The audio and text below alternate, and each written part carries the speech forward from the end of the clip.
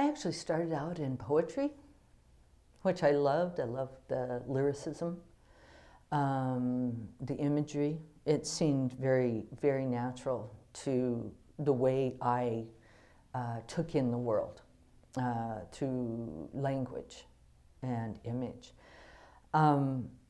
As I continued to write poetry, and I understood that even though it was poetry, it had to make sense, I found that what I did was turn more and more toward autobiographical material for my poems.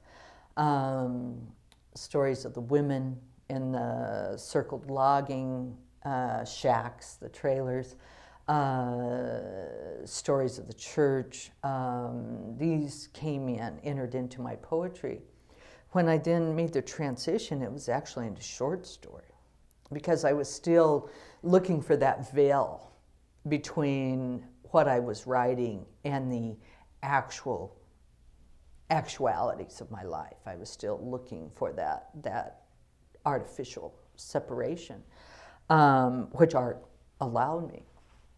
But more and more, my short stories had titles like In the Wilderness, which became the title of my first memoir. What changed for me in that was two things. One, I was reading a short story that had gotten published, and it was very autobiographical, but the people in the church, or there's a healing, and they're speaking in tongues, and praising and hallelujahs.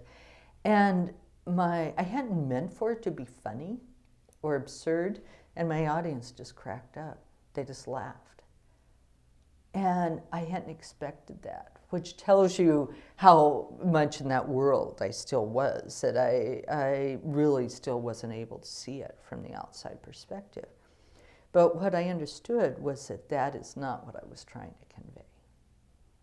And so it was really that, as much as anything, that made me realize I had to approach this in a much different way, that I had to go back into the truth of my experience as that girl, as that faith healer who believed, absolutely believed.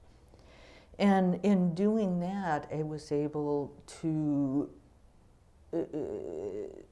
create a kind of humanity for these people to live inside of, and to recognize that they too had desires and dreams and needs and fears that I really wasn't accessing very well through fiction. So that really shifted me toward essay, as did I started working with Mary Clearman Blue, who's a wonderful writer of fiction, nonfiction, on an anthology called Circle of Women, contemporary Western women writers.